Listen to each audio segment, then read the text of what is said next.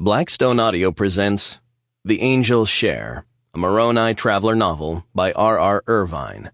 This book is read by Jeffrey Kafer. To Robert Campbell. Chapter 1. Standing on the scorching sidewalk across the street from the temple, Moroni Traveler focused on Salt Lake City's 10,000-foot eastern barrier known as the Wasatch Front. The mountains, still tipped with snow in July, stored enough water each winter to keep the rivers running all year around, enough to irrigate a desert and create Brigham Young's Land of Zion.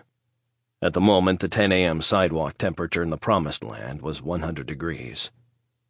Traveler shuffled his feet to avoid blisters and waved at Mad Bill, who was picketing the Mormon temple. Known as the Sandwich Prophet, Bill carried his usual sandwich board. Today's said, "God is making Zion hot as hell." As soon as Bill acknowledged the wave, Traveler dashed inside the Chester building. Vaulted ceilings and marble floors made the lobby feel air-conditioned, an illusion that would be dispelled when afternoon sun hit the front windows. The building's owner, Barney Chester, was sampling the wares of his old-fashioned cigar stand. He blew smoke and words at Traveler. "You have clients waiting upstairs." According to the regulator clock on the wall, Traveler's 10:15 appointment was early. He shrugged at Barney and headed for the elevator. Its operator, Nephi Bates, saw him coming and turned up the volume on a small cassette player that hung from a strap around his neck. The Mormon Tabernacle Choir sang out, "Israel, Israel, God is calling, calling from the lands of woe. Babylon the great is falling, God shall all her towers o'erthrow. Come to Zion." The third and top floor of the Chester building was a good 10 degrees hotter than the lobby, but still cooler than the streets outside. Father and daughter, or so Traveler assumed, were waiting in the hall outside his door. "I'm Newell Farnsworth. This is my daughter Suzanne," the man confirmed. "I called yesterday for an appointment."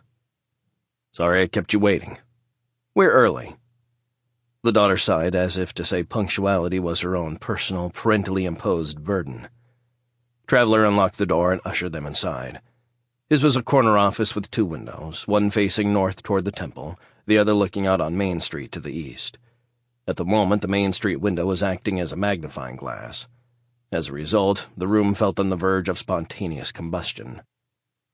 Traveler's tan polyester slacks and white knit sports shirt clung like a wetsuit as he opened both windows, hoping for the cross-ventilation Barney had promised when first showing him the office 6 months ago. What came in was a hot west wind, carrying with it the rotten egg smell. Sample complete. Ready to continue?